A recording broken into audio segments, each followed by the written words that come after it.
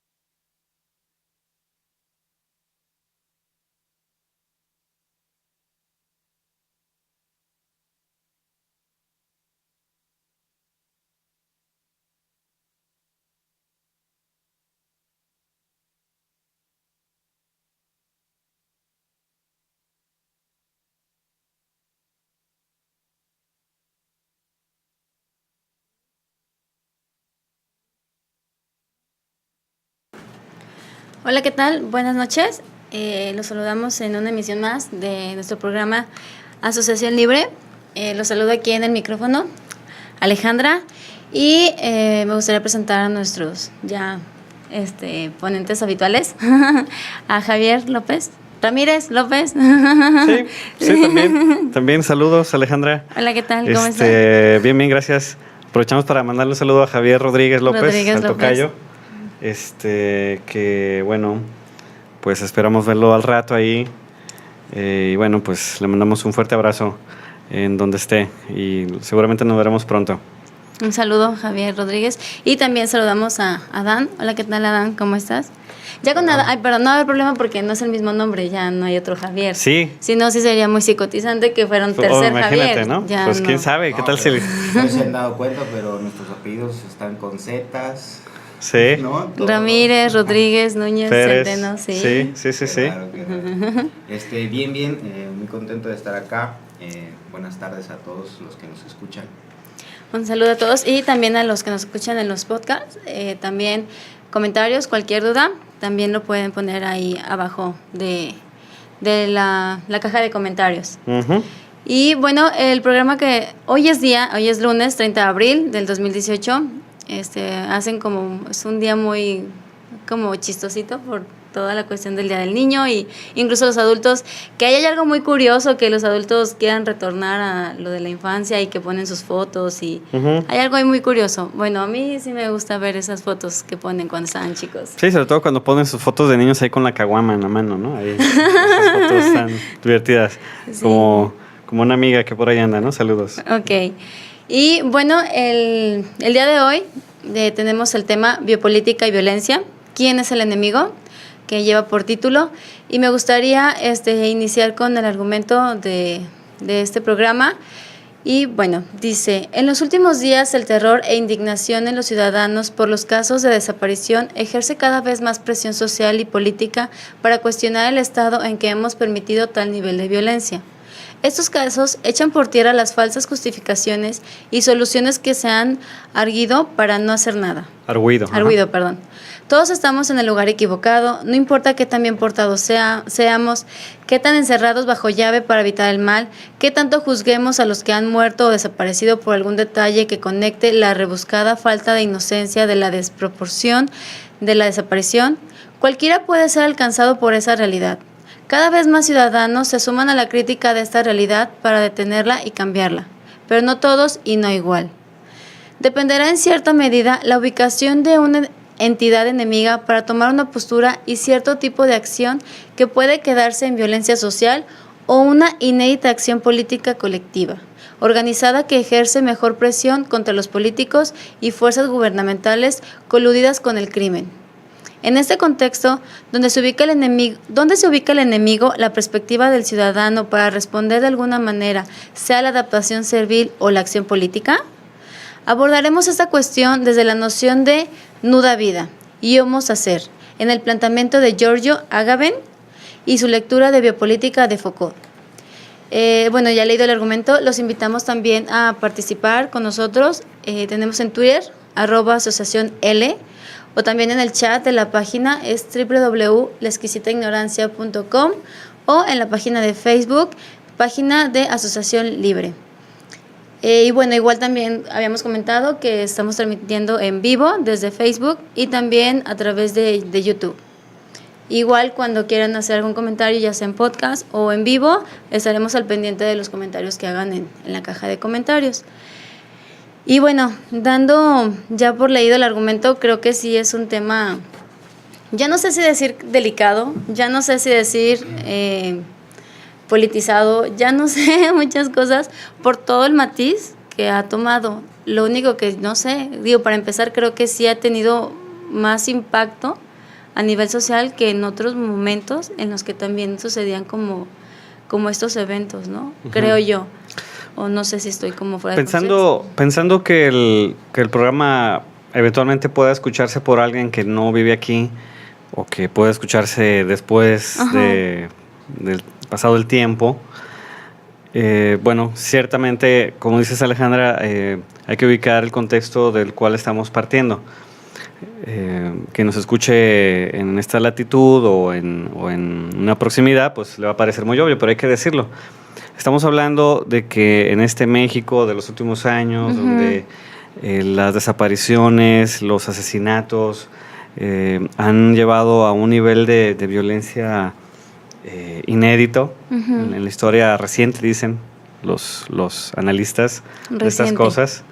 Quién sabe si esto había existido en algún otro periodo, pero la forma de violencia, sus características, la colusión del Estado con las fuerzas llamadas criminales, la indiferencia social de las mayorías, bueno, nos tienen en un estado realmente crítico.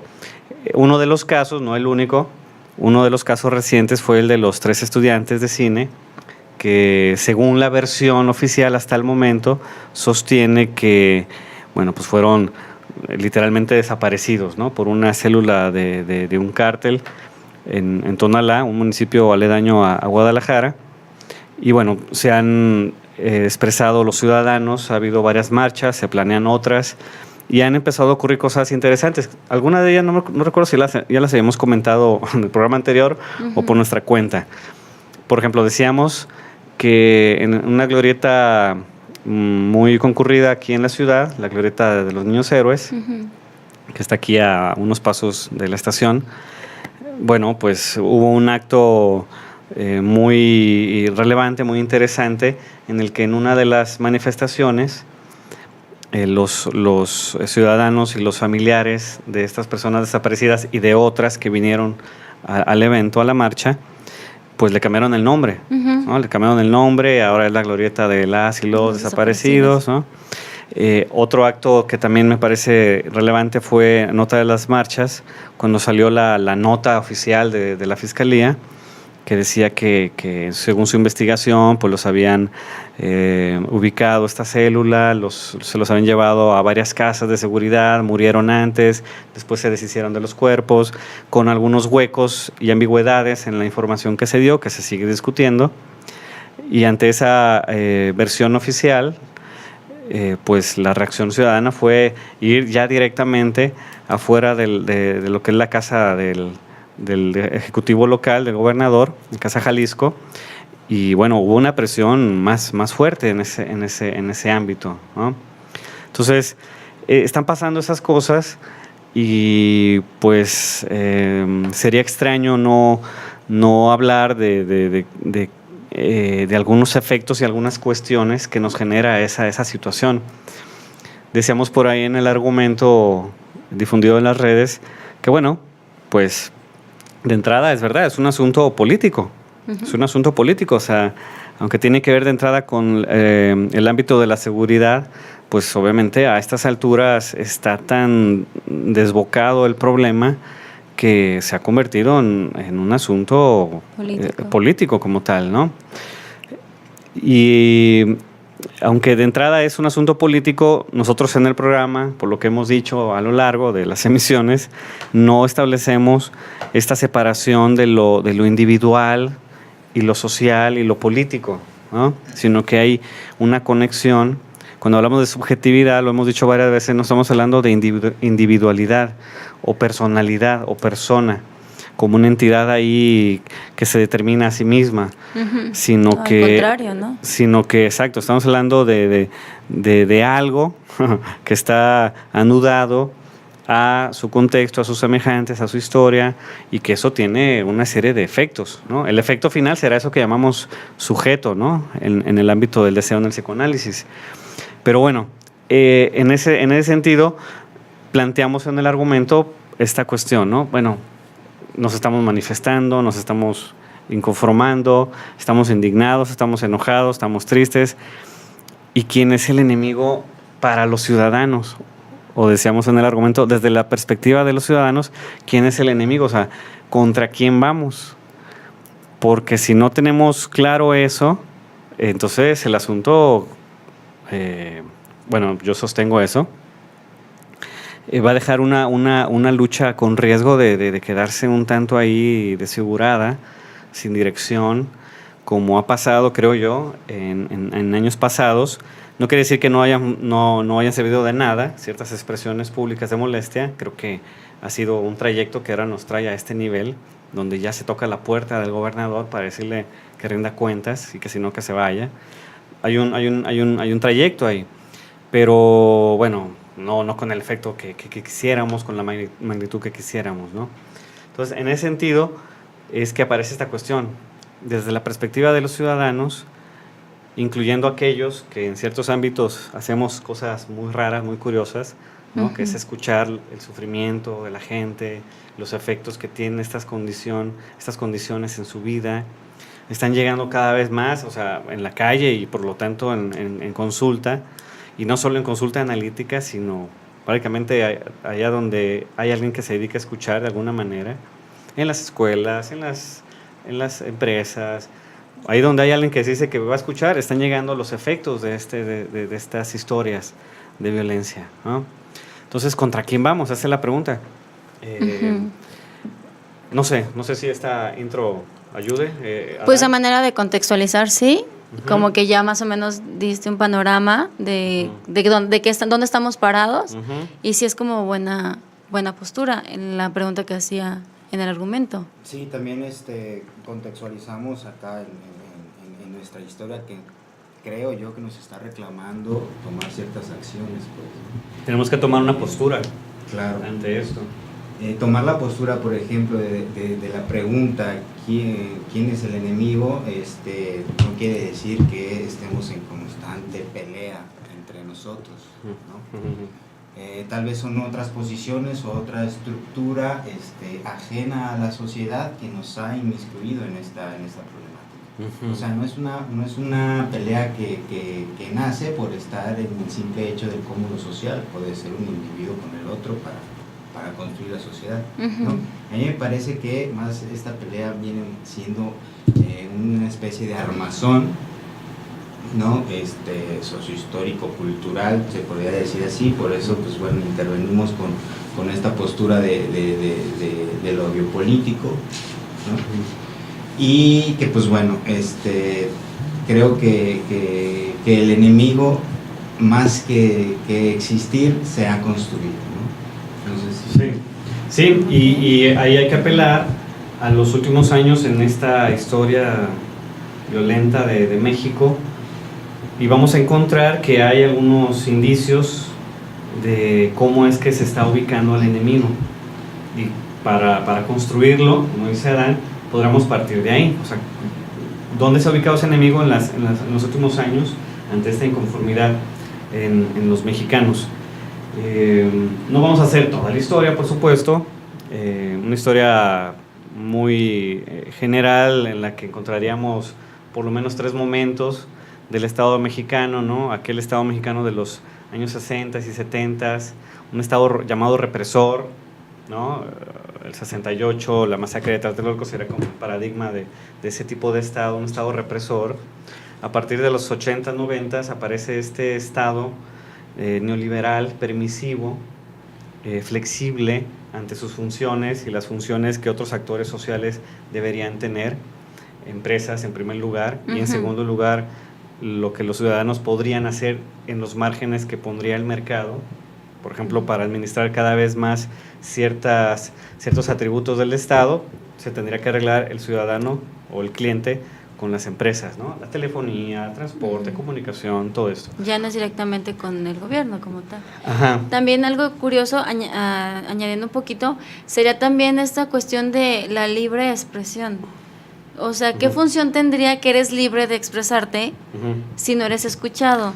También es como otra cuestión de, estamos en una época donde eres libre de expresarte, sí, puedes manifestarte, puedes, pero ¿qué efecto tendría? Bueno, tú lo dices muy bien, esa palabra es clave. O sea, a este Estado permisivo neoliberal le seguiría un Estado que algunos obviamente le llaman un Estado fallido. Soltó tanto por intereses particulares de quienes lo administraban en su relación con ciertos capitales, que el Estado dejó de funcionar en estas funciones clásicas y básicas. Por ejemplo, conferir seguridad pública, seguridad social a los ciudadanos es algo que está muriendo. Y eso basta en un estado de zozobra para decir que posiblemente sea un estado fallido. Pero es curioso que ese estado fallido esté conectado con este elemento de la libertad. O sea, tan somos libres, tan desujetados estamos, que cada quien tendría que rascarse ahora con sus propias uñas, ¿no? Eres libre ahora de que te cuides tú solo, ¿no? Y la gente está empezando a pensar cómo hacerle para resolver eso, ¿no? ¿Llevo un arma o no? ¿Me armo o no? Si alguien me hace algo, lo sigo y lo atropello, lo mato. Si alguien me agrede, ¿qué voy a hacer? Que me mate en el momento o dejo que me lleve, ¿no? Si me lleva me va a desaparecer, mejor que me mate ahí, por lo menos queda rastro. O sea, contra el dolor ajeno también se separa, ¿no? Sí. O sea, lo hace indiferente. Exactamente. Cada quien que se rasque con sus uñas. O sea, mientras a mí no me pasa nada, pues no pasa nada, ¿no? O sea, literal. Estas historias terribles, ¿no? Que se venían acercando en los últimos años a este estado de Jalisco y que todavía escuchamos ciertas justificaciones. Bueno, entonces en este trayecto del Estado mexicano, de lo represivo a lo permisivo y a lo liberal, con el riesgo de ser un Estado fallido, ¿qué es lo que ha pasado? ¿Dónde se ha ubicado al enemigo de los ciudadanos? Tenemos varios indicios, decíamos en esta historia reciente. Ustedes lo ubicarán bien, o sea, por ejemplo, en los años 70s, 80s incluso, las guerrillas, en los 90s, cuando aparece el ZLN, ¿no? Sí. Ciertos movimientos sociales que se confrontan directamente contra el Estado, en tanto que este sería garante de los intereses de una burguesía que va en detrimento o en contra de los intereses de las mayorías, ¿no? Ahí el enemigo es como clásico, ¿no? El Estado represor. Y el movimiento también, la acción que se toma es muy particular, una acción clandestina, una acción de rebeldía, una acción de minar, en sus términos, como lo expresaba los zapatistas, de minar ese tipo de poder, ¿no? Otro más reciente, recordaremos, y sigue vivo, el asunto de las autodefensas, el paradigma de Michoacán, aunque no es el único lugar, pero sería el más claro, ¿no? Sí. Ahí el enemigo es la fuerza del crimen organizado coludida con los gobernantes locales, sí. Y se apela en su lucha a un derecho constitucional de autodefensa para que el Estado federal restituya el Estado de Derecho. Ahí, ajá. Estos movimientos los han transgiversado tremendamente, sí. Satanizado, sí. O sea, como que si fuese lo peor, cuando me parece que, pues bueno, tú dirás, son otra postura, ¿no? Son otra forma de amarrarse a la vida. Si bien el Estado capitalista nos provoca a este encinamiento de yo con mi yo, bueno, estas autodefensas, el EZLN, los kurdos, bueno, son sociedades que se agruparon y que dijeron en grupo, la armamos, ¿no? Así es. Ahí está algo interesante. Para hablar de enemigo, necesitamos hablar en términos políticos de una comunidad política, una comunidad que tiene pretensión política. Por ejemplo, Mireles y estos autodefensas, pues ellos decían que no eran guerrilleros, sino que ellos querían restituir, era un llamado al gobierno federal para que restituyera las instituciones y un Estado de Derecho. Pero lo interesante es que eran en la condición de una organización comunitaria. Lo que pasó después, bueno, será tema de otro debate, ¿no? Cómo el gobierno mismo fue muy listo, cómo los cárteles fueron muy listos y después usaron las mismas autodefensas para mantener sus intereses ahí, ¿no? Pero bueno, ahí está otra forma de enemigo. Sería la colusión del crimen organizado con algunas instituciones del gobierno. Ese sería el enemigo. Otro enemigo un poco más cómodo, no es tan riesgoso, vamos a llamarle el enemigo ideológico. Hay ciertos movimientos sociales y ciertas acciones sociales que van dirigidas a creencias que se traducen en hábitos y ante los cuales se hacen manifestaciones, expresiones, pero el enemigo no está encarnado en alguna persona, por lo menos, o no se reduciría a una persona o a una entidad o a una institución. Se habla de algo más bien de carácter ideológico. Por ejemplo, en ciertas formas de feminismo, en ciertas formas de ecologismo, en ciertas formas de animalismo, ¿no? La defensa de los animales, etcétera. Se habla de que hay una cultura machista, la cultura, concepto clave en estos movimientos, hay una cultura que se tendría que atacar y aunque pueden ubicar ahí algunos chivos expiatorios como ejemplos, como aquel caso del maestro que fue grabado en su clase, ¿no? Dando un ejemplo de machismo y que después lo editaron y lo subieron, y bueno, así lo fue, ¿no? Él sería un representante de eso y bueno, casi lo crucifican ahí al pobre hombre, ¿no? No vamos a evaluar qué tan efectiva o no ha sido esa acción, pero el hecho es de que hay movimientos que ubican al enemigo en este ámbito de lo cultural. Ahí, por ejemplo, siempre, bueno, me surge esta cuestión de esa ideología, porque a veces se vuelve como una ideología de redes sociales. Parecería que tomas partido a partir de una información de redes, pero ¿qué pasa cuando apagas el teléfono y ya no tuvo mayor efecto?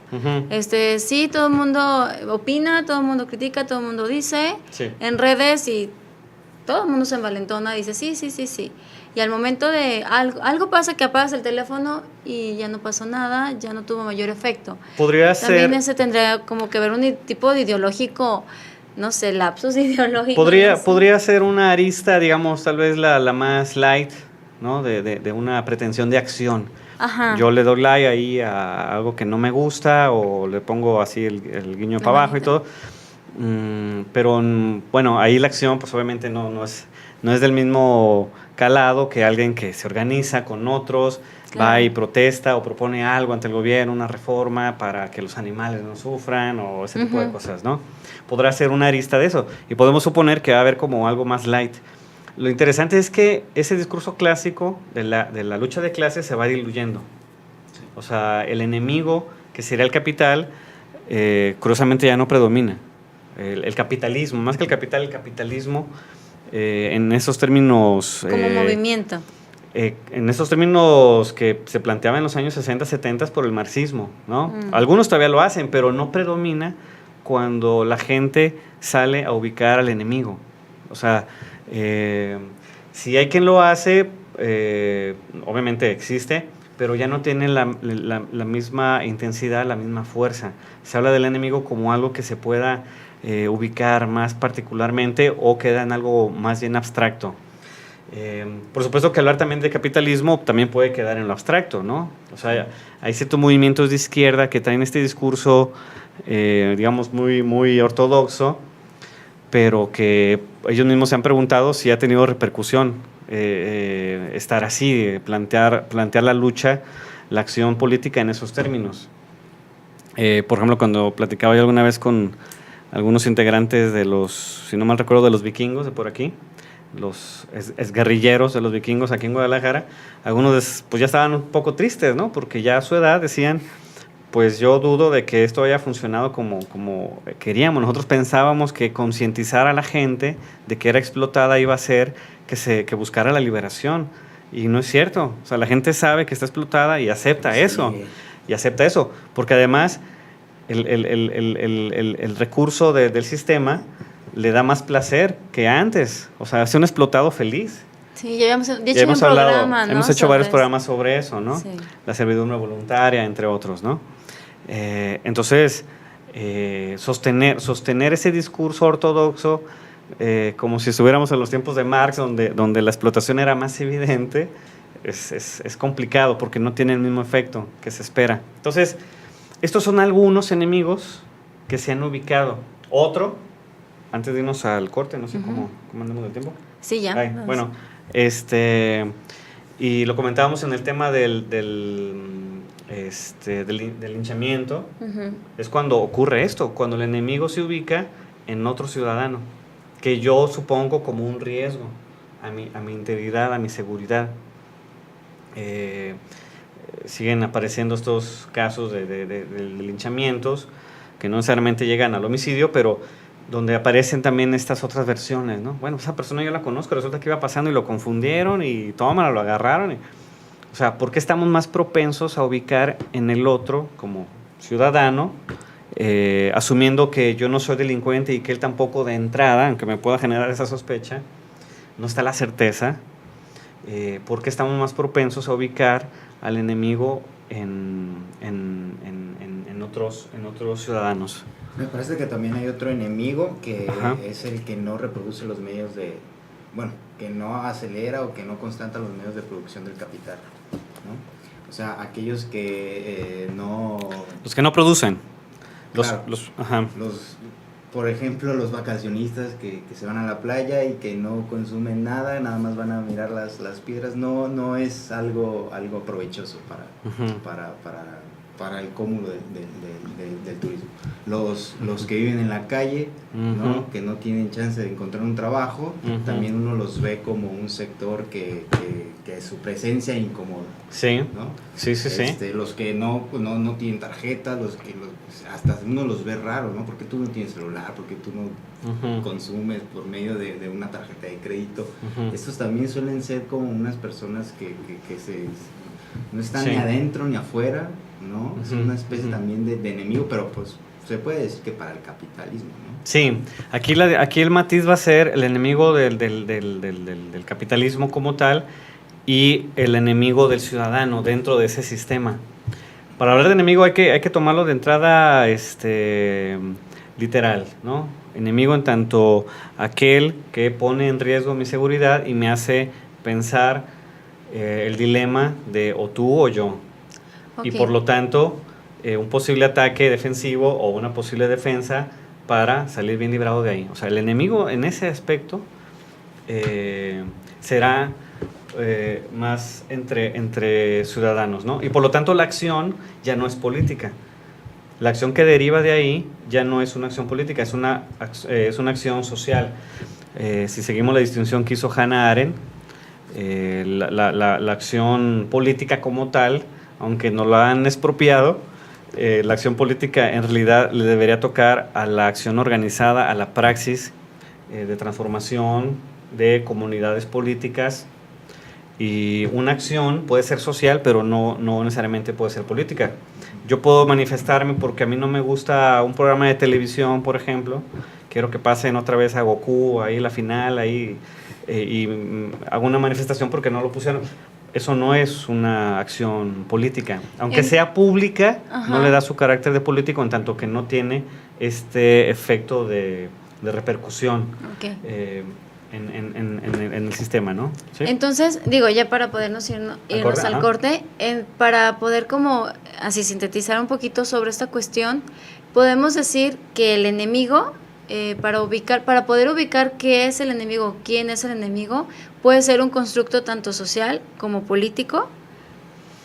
El enemigo como tal... Que está en torno al sujeto. A ver, ok. Estamos hablando de que en este estado de violencia... Ajá. Histórico en México, ajá, hemos ubicado al enemigo en varias figuras, ajá, ¿cierto? Sí, ajá. Algunas más empíricas o más abstractas, y que según el tipo de enemigo que ubiquemos frente a nuestro interés, es la acción que vamos es la acción que vamos a tomar, y esa acción es que va a determinar si es una acción política o es una acción social. Si yo, por ejemplo, estoy en contra del maltrato animal y me he visto de animal y camino en la calle para que me abracen y todo eso, y trato de hacer conciencia, bueno, me interesa, me afecta, pero no tiene el efecto de una acción comunitaria que afecte los intereses de la mayoría, etcétera. ¿no? Okay. No quiere decir que no valgan o que no sean importantes. Sí, claro, son pero fenómenos tienen como culturales, otro matiz. Tiene otro matiz. Exactamente. Entonces, según el enemigo, le corresponderá cierto tipo de acción, y ese tipo de acción podrá ser o política o social. Entonces, esto nos deja una pregunta, o sea, ¿qué tanto de las expresiones públicas que vemos en los medios, en las calles, tienen un efecto realmente político? ¿Qué vendría a ser esta cuestión de cuál sería ese enemigo? ¿Si es una cuestión biopolítica o es la violencia con la que tenemos que atacar o ponernos en acción? Por ejemplo, aquellos que dicen que estas violencias son causa y se pueden resolver con esta introspección familiar, ¿no? Tú cuida a tu familia, cuídate tú mismo, ¿no? Sé positivo, júntate con buenas personas, etcétera, y con eso vas a evitar la violencia, ¿no? Y todo va a estar bien. ¿Y qué pasa cuando no sucede eso? Aquellos que, por ejemplo, se expresen públicamente bajo ese principio, eso no tiene repercusión política, porque eso hay personas que lo tratan de hacer y aún así han sido alcanzados por balas, ¿no? Ok, perfecto. Bueno, era como una cuestión para aterrizar este primer bloque y podernos ir al corte musical de manera tranquila y sin ideas raras. Bueno, ideas raras. Bueno, nos vamos al corte musical. Recuerden que al ser un programa de radio, que se le ha añadido el plus del video en YouTube o en la transmisión por Facebook, en estos medios hay pistas musicales que no salen por cuestiones de derechos de autor. Entonces, les recomendamos que, si es su caso, bueno, pues se metan ahí a YouTube y busquen alguna canción de La Polla Records, en particular una que dice No Somos Nada, que es la que vamos a escuchar a continuación. Ok, vamos a escucharla. La exquisita ignorancia radio. Oídos nuevos para propuestas nuevas.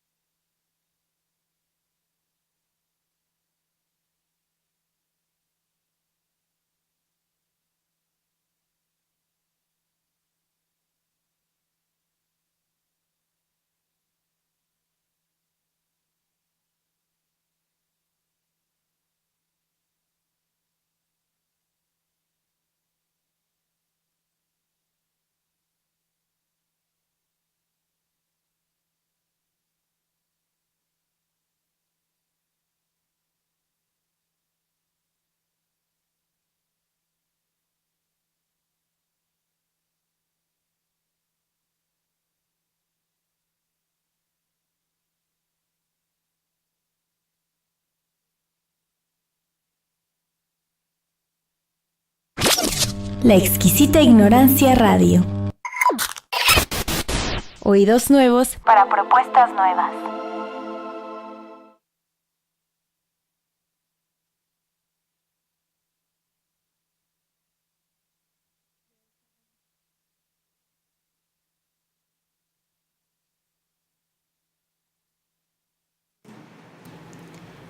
Ok, regresamos, acabamos de escuchar este pequeño corte musical.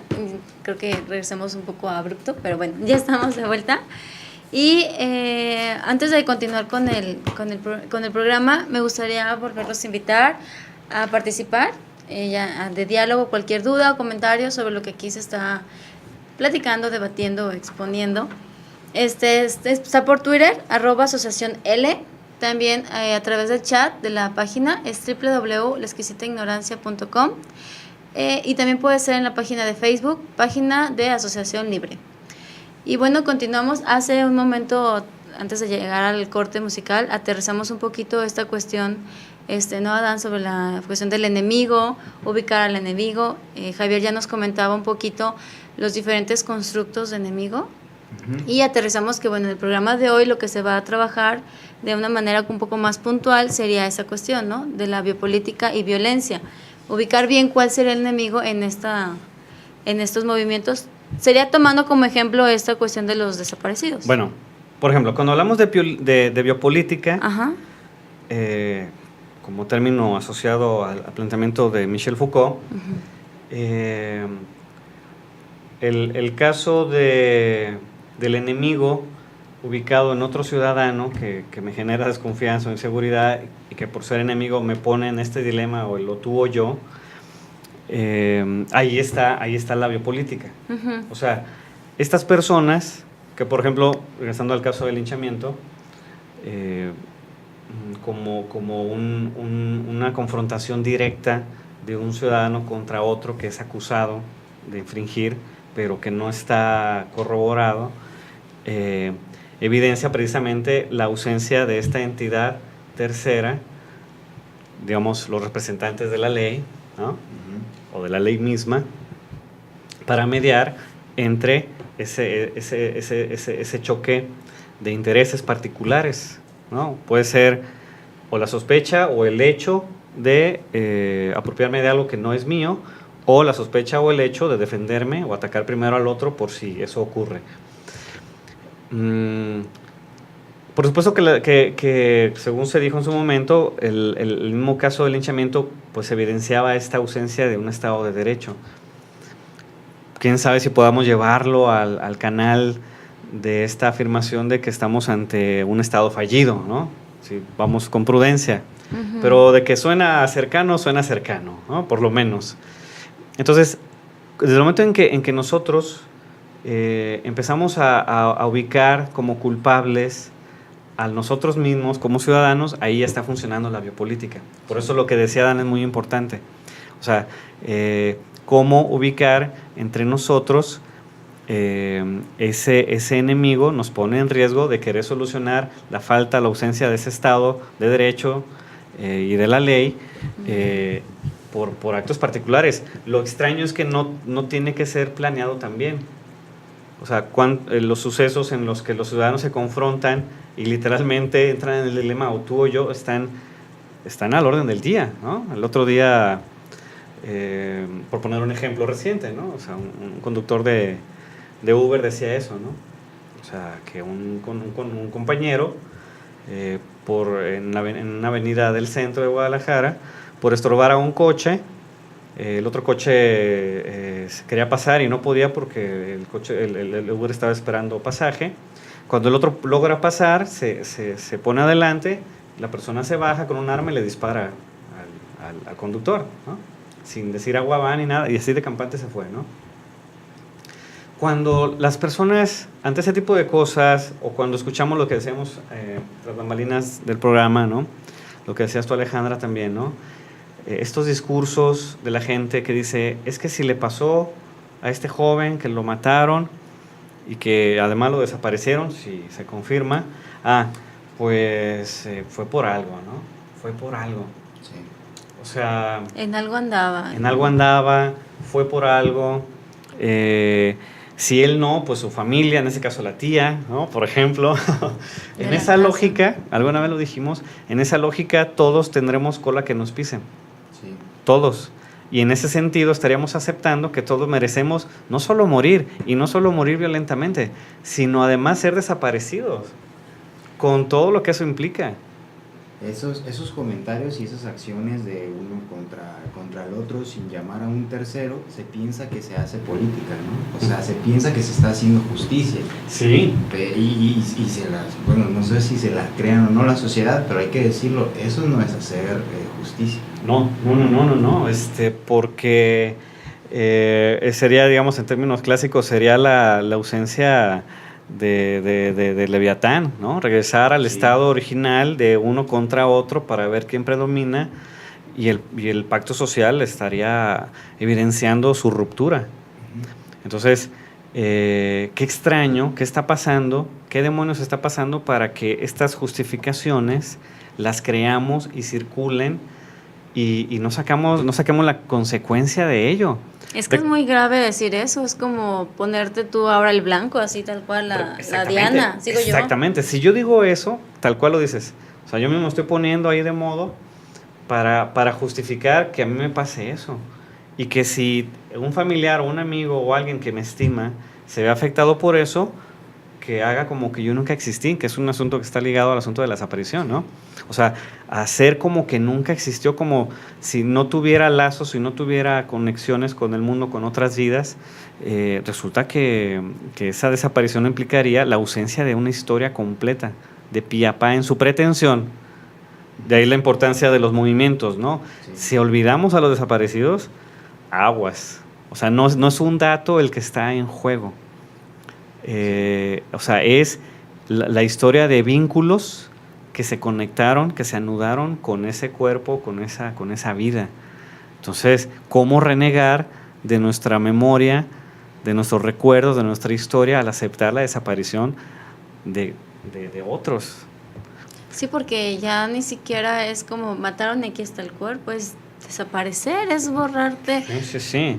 Y tomemos ahorita con reserva la versión oficial por el antecedente de Ayotzinapa, ¿no? Pero si lo tomamos literal, ahí está. O sea que así pasó, supongamos por un momento, creamos por un momento, o sea que es un invento, o sea la otra opción que sea un invento del gobierno, la desaparición aplica igual en los dos casos. O sea, es desaparición. De ahí la prisa de Aristóteles Sandoval, el gobernador local, de decir, no, es que esto es científico y las familias pues están en proceso de negación, la ciencia demuestra, cuando la versión es que los estudios periciales permitían plantear una hipótesis por inferencia de que eso pudo haber pasado, pero resulta que se tiene solo un eslabón, algunos eslabones ahí perdidos, ¿no? Que no sostienen Y que obviamente no tocan a los actores intelectuales, no tocan a las ligas, ¿sí? Es desaparecer, incluso ahí sí les conviene, desaparecer las ligas del caso, ¿no? Porque esto de que estén criminales de las células como en apariencia como agentes de las fiscalías, que circulen por la ciudad y que nadie les diga nada, y claro que se detectan, pues eso no se puede entender si no hay una colusión con los representantes de la ley y por lo tanto con políticos. Es que creo que esa cuestión de negar, o bueno, no de negar, de decir, en algo andaba, en algo hizo, es como para calmar que como yo no estoy en eso no me va a pasar. A veces parecería como que tiene ese efecto también, como el decir, bueno, es que si estaban en esa casa, si saben que esa casa, bueno, pues para qué están ahí. Yo aquí en mi casita pues estoy bien, como que si eso les sirviera de una manera de protección imaginaria. Sí. Es como un imaginario el decir, como yo no conozco ese tipo de personas, y a mí no me va a pasar nada. Es como ese efecto de me protejo. Bueno, de ese imaginario. Ese es un ejemplo de lo que aquí le vamos a llamar biopolítica, y parece que no vamos a entrar mucho en la teoría, pero ese es un buen ejemplo de lo que será la biopolítica y lo que sería el principio de la nuda vida. O sea, hay vidas que no son dignas de ser vividas y por lo tanto se pueden eliminar. Eso lo piensa, por ejemplo, aquel que mata o extermina a otro, pero el hecho de que el ciudadano lo justifique cuando a otro igual le ocurra, con el efecto de que él va a aceptar, por lo tanto, que si le ocurre, porque algo en su historia tiene alguna conexión con algo malo, imagínense el efecto, ¿no? Estaríamos entonces aceptando que habría personas que tendrían, imagínense qué extraño suena, supongamos a un hijo o un familiar directo de un desaparecido, tendría que olvidar si es hijo que tuvo un origen. ¿Sabes qué? Tu papá desapareció, así como suena de terrible, entonces, olvida que desapareció, tú no tuviste origen. Imaginen eso. Un amarre simbólico porque en estas circunstancias la ley no puede decir que está muerto. Así no es. te puede dar una carta Así de es. defunción. Así es. Y algunos, incluso legisladores, decían eso. Bueno, una cosa es la inferencia del primer reporte oficial y otra cosa es decir que ya están muertos. No, pues ni siquiera legalmente están muertos, ¿no? Porque no hay evidencia, no está corroborado y además, pues como que nomás por decreto así, ¿eh? Pero otra vez, la lógica de la desaparición está de los dos lados. Del lado de los criminales, si es que los separamos por un momento, y del lado de los gobernantes. O sea, circula la justificación de la desaparición. Entonces, y en los ciudadanos, imagínense, el caso de alguien que tiene un padre, imagínense, es olvidar el origen, o el hermano, o el primo, o el vecino. Esa historia que tú tuviste o sea, bórrala si es que puedes, porque no existe, desapareció, era un fantasma, quién sabe qué era. Sí. Estos dos movimientos importantes, sin hacer a menos también la cantidad de desaparecidos que hemos tenido no sé desde cuándo, pero partiendo desde Ayotzinapa y los últimos casos aquí en Guadalajara, pareciera que entonces a los gobiernos les sirve esto, ¿no? Sí. Les sirve desaparecerlos, Sí. pero también yo les haría la pregunta con la finalidad de que, porque pues bueno, ellos también son sociedad, son personas, entonces ellos también están sosteniendo esta parte de hacerse una vida, ¿no? O sea, de que también son el enemigo, ¿no? Y pues bueno, creo que lo hacen con la injerencia de seguir reproduciendo un sistema en el cual ellos ni siquiera controlan, están inmiscuidos ahí, se ven atropellados, pero pues bueno, gracias a estos movimientos creo que se ha podido despertar estas inquietudes, ¿no? Parar un poco el freno para no estar diciendo estas barbaridades de que se lo merecían, se lo buscaron, ¿no? Por algo en algo andaban, ¿no? Y es que algo tan sencillo de que si tú permites eso, tanto como, o sea, político, ¿verdad? También puede tener un efecto en ti, o sea, Sí, también sí. al rato, como tú comentas, ¿sabes que este gobernador ya no nos sirve? Pues vámonos. Ahora, aquí es cuando viene, porque ya casi nos acaba. Sí, ya. Me gusta que estemos charlando a nivel más bien de los casos, de las situaciones, eso me gusta. La teoría ahorita quedó un poco más al margen y qué bueno. Podemos si acaso apelar, por si el público gusta remitirse a la fuente, a la referencia, bueno, obviamente leer los trabajos de Michel Foucault y uno de sus seguidores más importantes, que es este filósofo italiano, Giorgio Agamben, en sus trabajos sobre el Homo Sacer. Y Giorgio Agamben plantea, para decirlo en términos generales, él no es tan partidario, como buen Foucaultiano, de una explicación en términos de la soberanía, como incluso lo llegaron a hacer los marxistas, ¿no? Hay un Estado represor que tiene una figura soberana y que esa figura soberana por la ley determina cómo administrar la disidencia, ubicar a los enemigos y todo esto, ¿no? Como buen Foucaultiano se va a los hilos últimos de ese funcionamiento, como en el ejemplo que estamos dando, ¿no? En el hilo de las justificaciones que los ciudadanos dan cuando ellos mismos están en riesgo de ser desaparecidos también, ¿no? Porque la diferencia de ese planteamiento clásico al planteamiento Foucaultiano es que no es un Estado represor, incluso en estos mecanismos no hay una maquinaria institucional perfecta, exacta, que nos moldee disciplinariamente, sino que estos ciudadanos, sin ser forzados, sin ser reprimidos, sin ser castigados, asumen que en este tipo de casos o de situaciones habría cierto tipo de justificación. ¿Qué es lo que está detrás de todo esto? Según Giorgio Agamben, es la noción de lo que él llama el homo sacer y la vida, la nuda vida. Si me permiten, solo para referir algunas expresiones de lo que dice, hay mucho material, pero bueno, creo que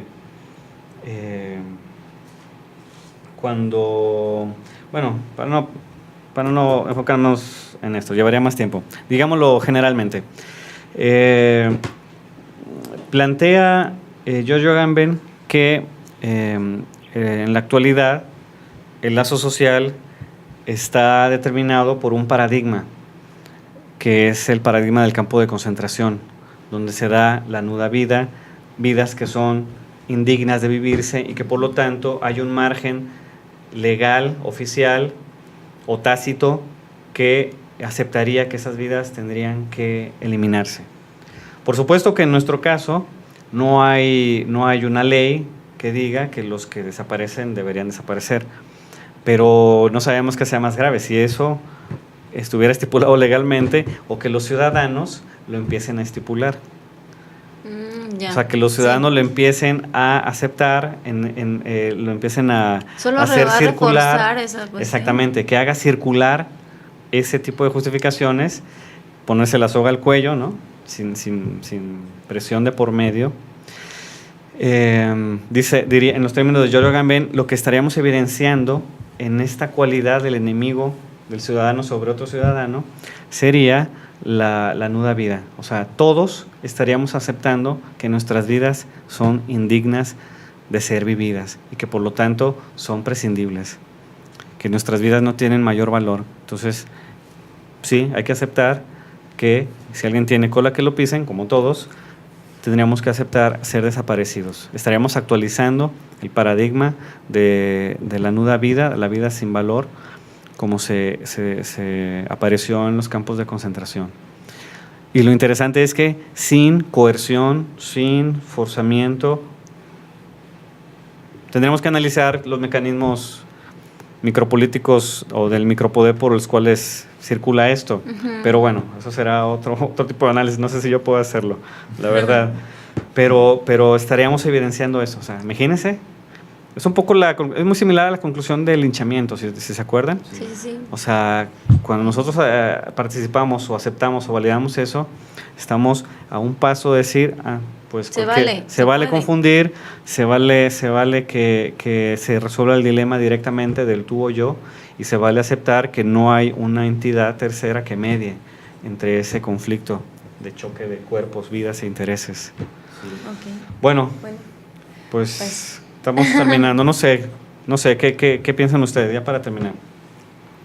No, pues creo que ya esto último con lo que cerraste sí estuvo como muy atinado, pero muy fuerte a la vez, porque esa cuestión de aceptar, de ese aceptamiento pasivo, de sigo yo, puedes seguir y no pasa nada cuando está pasando todo. Sí, si estamos cuestionando el Estado fallido, recuerden, el Estado no es el gobierno solamente. O sea, sí, claro, esto es lo que se son los ciudadanos, ¿sí? Y las instituciones. Entonces, al decir eso, nosotros estaríamos aceptando y actualizando y avanzando en el Estado fallido. Entonces parecería muy contradictorio el que estemos haciendo marchas, el que estemos haciendo ese tipo de... Digo, sí, así como a grandes rasgos, pues. Si no contradictorio, por lo menos dificultaría ese tipo de acción. Por eso es que no tienen esa fuerza y terminan disolviéndose o terminan no teniendo el efecto que se desea. Ya lo tiene, ya está teniéndolo, pero se extraña que pudiera tenerlo más, ¿no? O sea, estos gobernantes ya no deberían estar, esto no debe haber pasado a este nivel, no debieran haber desaparecido tantas personas, y bueno... Ya vimos que es más complicado, sí, claro, el asunto. Dejaría entonces la pregunta ahí, entonces, ¿de quién es el enemigo? ¿No? Si el enemigo es ¿quién? Sí, claro. Si no nos desligamos y cuestionamos este lugar en el que el sistema nos está ubicando, que es el de aceptar la nuda vida, va a ser muy difícil avanzar juntos a un cuestionamiento de esta necropolítica, ¿no? Adán. Sí, bueno, me quedé con esta definición de nueva vida. Me parece que Giorgio Agamben hace una definición de lo que es la vida contemporánea, ¿no? Creo que no hay una definición de lo que es la vida, pero en este campo de concentración me parece que esa es la correcta. Por todos estos avatares y estos mecanismos mercantiles, estados, comercios que han acercado ya lo que es el narcotráfico como un medio más de sobrevivir. De sus brazos. Sí, claro, o sea, ya es una parte importante de su capital. Me parece que sí es atinada este constructo. Y pues bueno, hay también una referencia que quisiera aquí asomar. Freud, cuando teoriza sobre los infantes, ve que los infantes son desvalidos, ¿no? Se necesita del otro para que pues pueda caminar, pueda andar, ¿no? Entonces pues a lo que quiero llegar, somos unos desvalidos, pero pues estamos entre todos, ¿no? Creo que eso hace la diferencia para no poder captar esta idea de nueva vida y seguirla produciendo como es la concepción actual de la vida, ¿no? Como que si no valiéramos nada, no, estamos entre todos y estamos desvalidos, pero pues el otro me puede ayudar. Bueno, muy bien. Y además a propósito del día, ¿no? El Día del Niño también. El infante, hay que recordar al infante ahí también. Sí. Muy bien. Bueno, pues muchas gracias, Javier. Muchas gracias, Adán.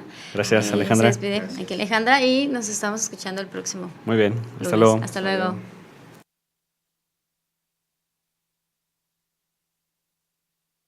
Es todo por hoy.